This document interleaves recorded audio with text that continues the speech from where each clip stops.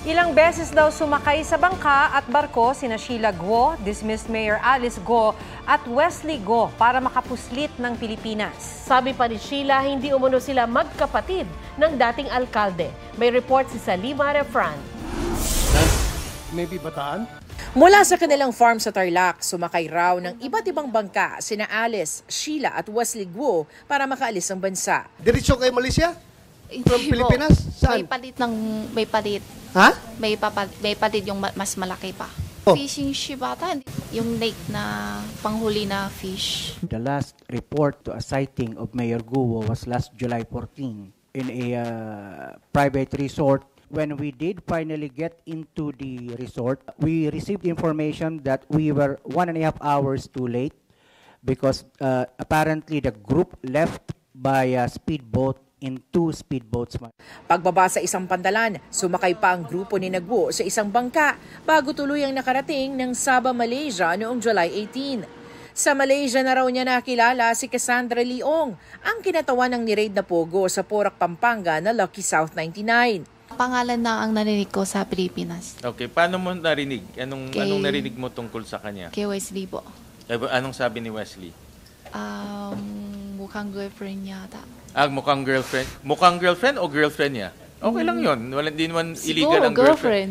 Mula Malaysia, lumipad ang grupo papuntang Singapore. July 21, nakita pa si Alice Guo na may bit-bit na pink bag habang nasa airport ng Malaysia papuntang Singapore. Mula Singapore, nagdesisyon ang grupo na pumunta ng Batam, Indonesia, lula ng ferry. Kasi ang sabi ni Wesley, boring daw siya. Bored. Gusto niya pasyalan ganun, kaya nauna siya doon sa Batam. Sa Batam, Tapos, okay. Sunod kami. Ayon kay Ontiveros, isang Singaporean national na may initial na ZJ ang nagbook ng hotel ni Guo sa Batam, Indonesia. Ang ZJ raw ay si Zhang Ji, na dating presidente ng Lucky South 99. Pabalik na sana sina Sheila at Cassandra Ong ng Singapore nang maaresto ng immigration officials. Si Wesley, alam ko nauna siya sa amin sa Singapore. And then si Alice mismo, nasaan siya? Yung hiwalay kami sa Indonesia pa po siya. Nandun pa ba siya sa Batam? Hindi ko alam kasi nauna siya alis sa hotel. Sa impormasyon ng Bureau of Immigration, nasa Jakarta, Indonesia na ang dating mayor. Sabi naman ni Pangulong Marcos, nagkakalinaw na kung sino-sino ang mga masisibak na kawani ng Bureau of Immigration. DOJ, I was just with the Secretary earlier today.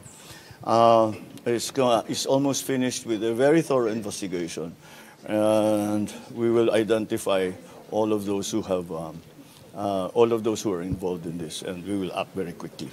There are no sacred cows. Umamin din si Sheila sa pagdinig na hindi siya pinanganak sa Pilipinas. Hindi rin daw niya tunay na kapatid si Alice Guo. Si Guo Jiangjong, hindi niyo biological father. Hindi po yung tunay nanay. Hindi mo si Lin Wenyi, hindi mo rin tunay na nanay? Ay, hindi po. Okay. So si Alice, hindi mo siya tunay na kapatid?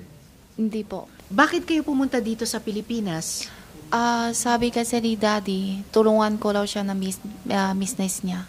So hindi totoo na dito kayo pinanganak? Hindi po. Ako hindi. Okay. So sabi nyo kanina, pagdating nyo dito 2001, galing kayong China. So Opo. sa China din kayo ipinanganak? Ako po, opo. Itinatanggi ni Sheila ang koneksyon sa Pogo sa Bamban at wala rin daw siyang alam sa daloy ng pera sa mga korporasyon ng kanilang pamilya. Hindi rin daw niya alam ang koneksyon dito ni Alice at ng iba pang mga kaanak. Salima Refran, nagbabalita para sa GMA Integrated News.